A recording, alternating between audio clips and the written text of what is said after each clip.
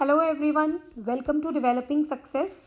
और ये हमारा लेक्चर है वोकैब लेक्चर 8। सो आज वोकैब लेक्चर 8 में हम 5 वर्ड्स नए सीखेंगे, सिनोनिम्स, 2 फ्रेजल वर्ब्स सीखेंगे और एक ग्रामर का रूल सीखेंगे। सो ये जो ग्रामर का रूल है वो ये बहुत इंपॉर्टेंट होगा और फ्रेजल वर्ब्स भी आने वाले सारे एग्जाम्स के लिए बहुत इंपॉर्टेंट होगा, क्योंकि phrasal verbs fill in the blanks द्वारा भी पूछे जाते हैं और आपको क्लोज टेस्ट और कॉम्प्रिहेंशन ये सब पढ़ने में भी मदद मिलेगी। प्लस ग्रामर का रूल सबसे इम्पॉर्टेंट है, क्योंकि उससे स्पॉट द एरर के बहुत सारे क्वेश्चंस आप क्रैक कर सकते हो। तो मेरी पिछली जो 7 वीडियोज़ है वोकैब की, उससे भी आप ग्रामर रूल रिवाइज कर सकते हो। हर वीडियो में आपको एक एक दो दो ग्रामर रूल मिल जाएंगे, तो आपकी अच्छी तैयारी इससे हो सकती है। सो आज का जो पहला वर्ड है हमारा वो है ऑब्लिटरेट। सो ऑब्लिटरेट का मतलब होता है किसी चीज़ को ध्वंस कर देना, ख़त्म कर देना या डिमोलिश कर देना। जैसे यहाँ पे मैंने आपके लिए हिंदी मीनिंग भी लिखा हुआ है इसका, किसी वस्तु के प्रभाव या अस्तित्व को निष्प्रभावी करना। तो इसका इंग्लिश वर्ड जो सिनोनिम है जो एग्ज़ाम में आ सकता है वो है डिस्ट्रॉय या फिर डिमोलिश या फिर वाइप आउट। वाइप आउट का मतलब है बिल्कुल उसका सफाया कर देना, उसको रास्ते से बिल्कुल हटा देना। सो ये जो शब्द हैं जो मैंने लिए हैं ये सारे हिंदू न्यूज़पेपर से लिए गए हैं, क्योंकि ज़्यादातर एग्ज़ाम्स में हिंदू न्यूज़पेपर में जो शब्द यूज़ किए जाते हैं वही पूछा जा रहा है। तो मैंने उन्हीं सब शब्दों को लिया है ताकि आपको एग्ज़ाम्स में मदद मिल पाए। दूसरी बात यह है कि जब तक आप इन शब्दों को अपनी डेली लाइफ में इस्तेमाल नहीं करोगे या वीडियो देखने के बाद इनको समझने के बाद इनसे सेंटेंसेस नहीं बनाओगे तो ये शब्द आपको कभी याद नहीं होंगे, क्योंकि ये शब्द की लिस्ट ज़्यादा है, आपको काफ़ी सारी शब्द याद रखने हैं। तो जब भी आप कोई नया शब्द सीखो कोशिश करो कि उससे सेंटेंस आप बना के अपनी रफ कॉपी में देखो। प्लस यहाँ पे भी कमेंट सेक्शन पे आप अपने सेंटेंसेस यहाँ मुझे लिख के भेज सकते हैं। सो पहला वर्ड आज का हमारा कंप्लीट हुआ, that is obliterate. So obliterate का मतलब है ध्वंस कर देना, बिल्कुल रास्ते से हटा देना, ख़राब कर देना, बिल्कुल उसको ख़त्म कर देना। सो देखिए यहाँ पे मैंने आपके लिए एक सेंटेंस लिखा है ताकि आप भी ऐसे ही सेंटेंसेस बना पाओ। Taliban obliterated the Afghan army. अब ऑब्लिटरेटेड का मैंने पास्ट टेंस ले लिया, ईडी लगा दिया, ऑब्लिटरेटेड। सो तालिबान ने क्या किया, हटा दिया रास्ते से, बिल्कुल सफाया कर दिया, किसका, अफगान आर्मी का एंड गवर्नमेंट ऑफ अफगानिस्तान का, इन दोनों का। तो ये रीसेंट एग्जाम्पल से मैंने सेंटेंस लिया है ताकि आप ज़्यादा रिलेट कर पाओ। दोबारा मैं सेंटेंस बोल रही हूँ, Taliban obliterated the Afghan army and the government in Afghanistan. So Taliban ने अफगान आर्मी ने को और गवर्नमेंट ऑफ अफगानिस्तान को ध्वंस कर दिया या रास्ते से बिल्कुल हटा दिया। नेक्स्ट जो शब्द है आज का हमारा वो है क्वर, QUEER, दैट इज़ क्वर। क्वर का मतलब है जो नॉर्मल नहीं दिखता, जो डेली लाइफ में आपको नॉर्मल नहीं नज़र आता, जिसको आप कहते हैं हिंदी में विचित्र। ठीक है, विचित्र। आप इसको इंग्लिश में स्ट्रेंज बोल सकते हो, ऑड बोल सकते हो, अनयूजुअल बोल सकते हो। यूजुअल का मतलब होता है नॉर्मल और अनयूजुअल का मतलब जो नॉर्मल नहीं है। आप इसको पिक्यूलियर बोल सकते हो, आप इसको वियर्ड भी बोल सकते हो। ठीक है, एक और शब्द है वियर्ड। तो ये सारे जो शब्द हैं ये यूज़ किए जा सकते हैं क्वर के सिनोनिम्स में। तो देखिए मैंने इसे सेंटेंस क्या बनाया है, we did not enjoy in the trip. Trip मतलब आप घूमने गए थे, वहाँ आपने एन्जॉय नहीं किया। क्यों नहीं किया, बिकॉज, क्योंकि, of his queer ideas. Queer ideas मतलब विचित्र आइडियाज़ की वजह से आपने ट्रिप पे एन्जॉय नहीं किया। मतलब असल में ट्रिप पे लोग जो नॉर्मल ट्रिप पे जाते हैं, साइट सीइंग करते हैं, खाते हैं पीते हैं, रिलैक्स करते हैं, हो सकता है कि आप जिस ट्रिप पे गए थे वहाँ कुछ और ही हो रहा था। तो वो आइडियाज़, वो क्वर, वो विचित्र आइडियाज़ की वजह से आपने ट्रिप एन्जॉय नहीं किया। आप भी इसी तरीके का एक सेंटेंस कमेंट सेक्शन में ज़रूर लिखें या अपने रफ कॉपी में प्रैक्टिस करें। नेक्स्ट जो हमारा वर्ड है वो है बोनाफाइड। ये बहुत ही यूज़फुल वर्ड है, आजकल बहुत यूज़ हो रहा है रीडिंग कॉम्प्रिहेंशन में। तो बोनाफाइड जो शब्द है हमारा उसका मतलब होता है एक्चुअल। एक्चुअल मतलब जो रियल में है, जैसे हिंदी में हम बोल सकते हैं प्रामाणिक। ठीक है, असल में जो होता है उसको हम बोलते हैं बोनाफाइड। जैसे आप रियल शब्द आप जानते हो, ट्रू शब्द आप जानते हो, सच्चाई, एक्चुअल शब्द आप जानते हो, और एक नया शब्द आज जानोगे वो है ऑथेंटिक। सो ऑथेंटिक शब्द का यूज़ कैसे होता है, फॉर एग्जाम्पल आप किसी रेस्टोरेंट में चाइनीज़ फूड खाने गए, अब वहाँ का जो चाइनीज़ है वहाँ पे इंडियन मसाले डाल दिए गए, तो वो आपको इंडियन चाइनीज़ वाला फ्लेवर आ रहा है। लेकिन एग्जाम्पल लेते हैं कि कभी आप चाइना गए और वहाँ आपने चाइनीज़ फूड खाया तो वो आपको पसंद नहीं आया। क्यों नहीं पसंद आया? क्योंकि वो वहाँ का रियल टेस्ट है, ऑथेंटिक।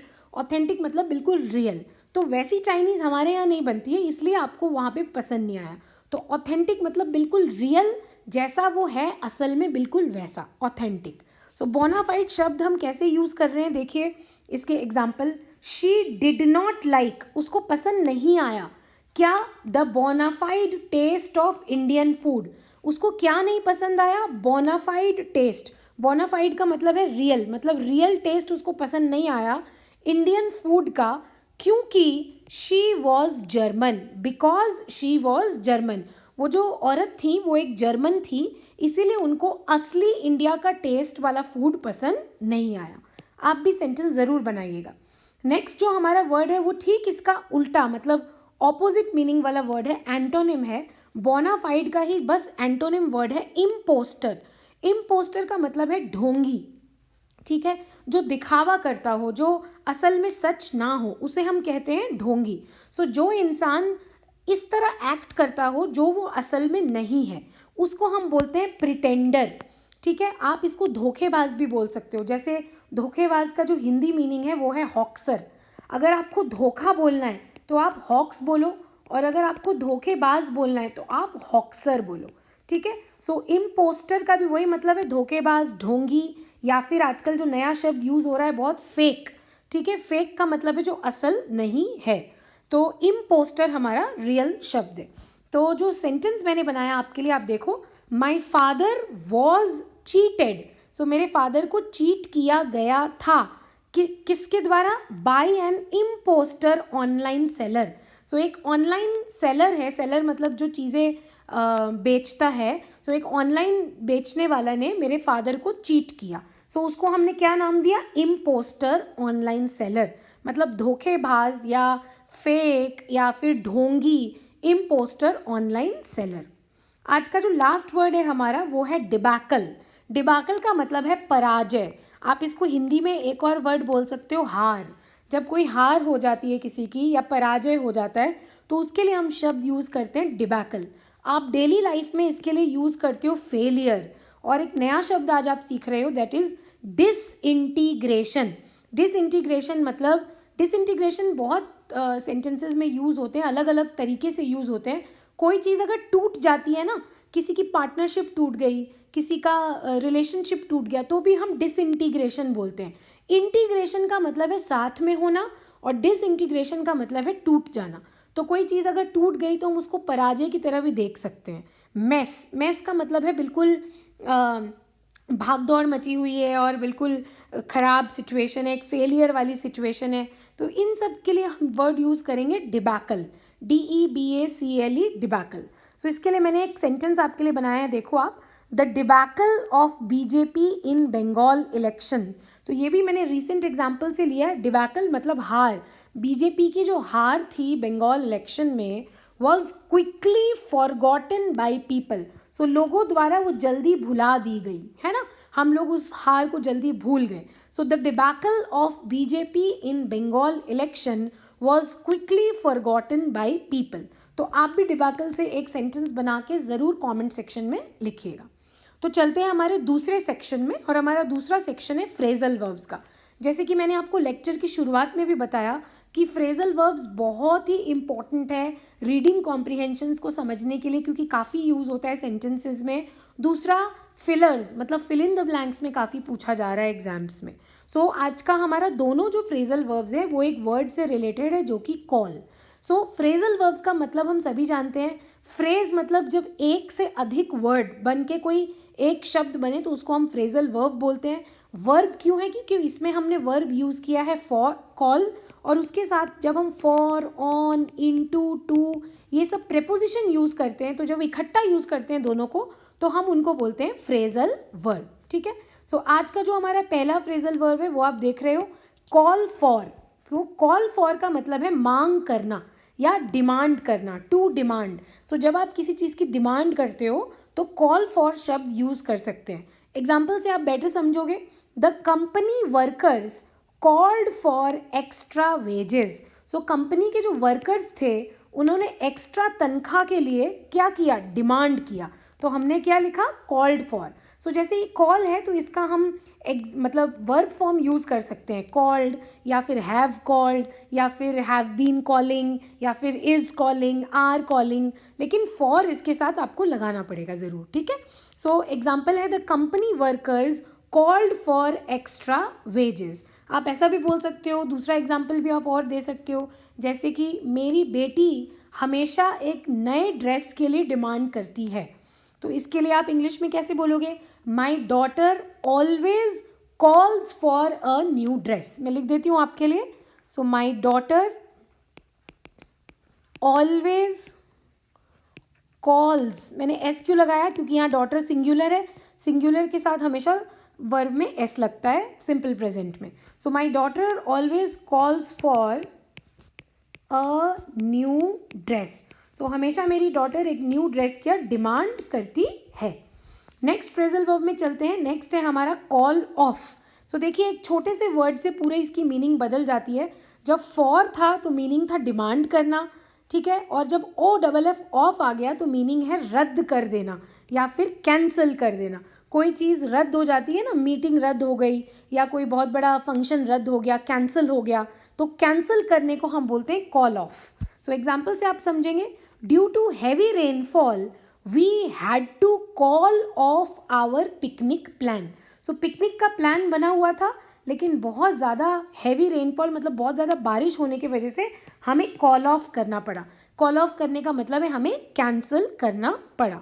आप रिसेंट एग्जाम्पल्स ले सकते हैं, आप ऐसा बोल सकते हो, the Durga Puja celebrations were called off by the government because of Covid restriction. So Covid restriction के कारण कॉल ऑफ किया गया, कैंसिल किया गया। क्या कैंसिल किया गया, बहुत सारे celebrations, Navratri celebrations, Dandiya celebrations, Durga Puja celebrations etcetera. So call off का मतलब है रद्द करना और कॉल फॉर का मतलब है मांग करना। दोनों को याद रखिएगा और दोनों से कम 3-4 सेंटेंसेस बनाइए ताकि आपको ये सेंटेंसेस के थ्रू याद हो जाए। सो आज का हमारा लास्ट सेक्शन है ग्रामर का रूल, ठीक है। आज का जो हमारा ग्रामर का रूल है वो बहुत इंपॉर्टेंट है। आपके हर एग्जाम में स्पॉट द एरर में ये ज़रूर एक क्वेश्चन पूछा जाता है। जब भी हम कोई सेंटेंस बनाते हैं तो हमारे सेंटेंस में एक सब्जेक्ट ज़रूर होता है। सब्जेक्ट मतलब जिसके बारे में वो वाक्य है। जैसे Ram and Shyam are playing, तो कौन खेल रहा है, राम एंड श्याम। तो इस वाक्य में दो लोग हैं, जैसे राम एंड श्याम, तो दो लोग होने का मतलब है हमारे वाक्य में दो सब्जेक्ट्स हैं। सब्जेक्ट मतलब जिसके बारे में वाक्य कहा जा रहा है।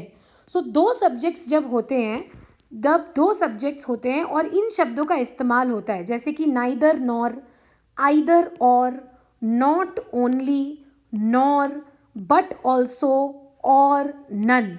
जब इन शब्दों का इस्तेमाल होता है तो जो वर्ब यूज़ होगा ना, वो ऐसा वर्ब यूज़ होगा जो सब्जेक्ट के पास में लिखा हुआ रहेगा।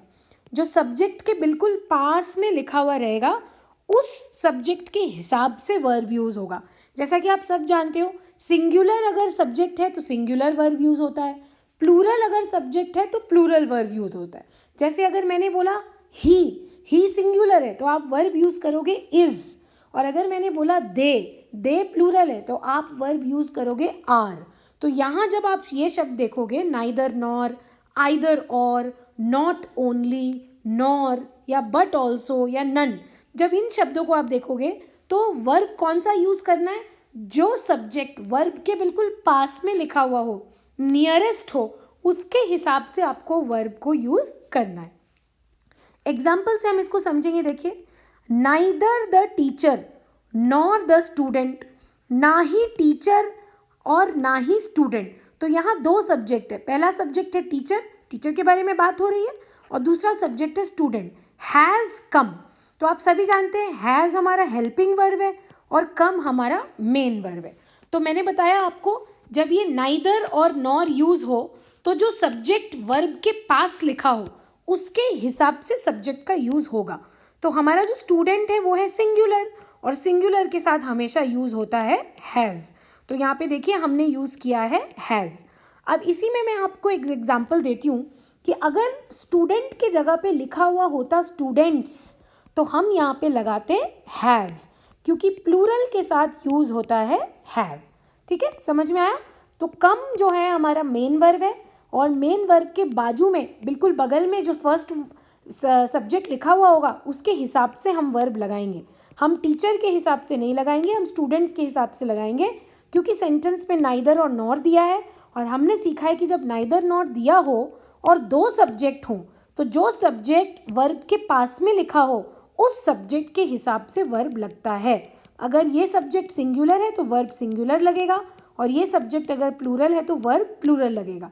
इस पर्टिकुलर सेंटेंस में सब्जेक्ट सिंगुलर है, इसीलिए वर्ब भी लगा सिंगुलर। अगर प्लूरल होता, स्टूडेंट्स होता, तो हम इसको कर देते हैव। दूसरा एग्जाम्पल देखिए, ईदर राहुल और हिज फ्रेंड्स, या तो राहुल या उसके दोस्त। तो यहाँ भी ईदर और का इस्तेमाल हुआ है, और दो सब्जेक्ट है। पहला सब्जेक्ट है राहुल और दूसरे सब्जेक्ट है उसके दोस्त। दो लोगों के बारे में बात हो रही है, पहले राहुल के बारे में और दूसरे उसके दोस्त के बारे में। जो दोस्त है उसके बाजू में हमारा वर्ब लिखा हुआ है, उसके पास में हमारा वर्ब लिखा हुआ है। तो वर्ब हम किसके हिसाब से यूज़ करेंगे? हिज फ्रेंड्स के हिसाब से, राहुल के हिसाब से नहीं। राहुल के हिसाब से यूज़ होता तो यहाँ पे हैज़ होता, लेकिन हैज़ यहाँ पे नहीं है। क्यों? क्योंकि फ्रेंड्स हमारा प्लूरल है, प्लूरल के हिसाब से हमने यहाँ पे प्लूरल वर्ब यूज़ किया है, दैट इज़ हैव। तो ये सेंटेंस हमारा यहाँ पे करेक्ट हो गया, हैव।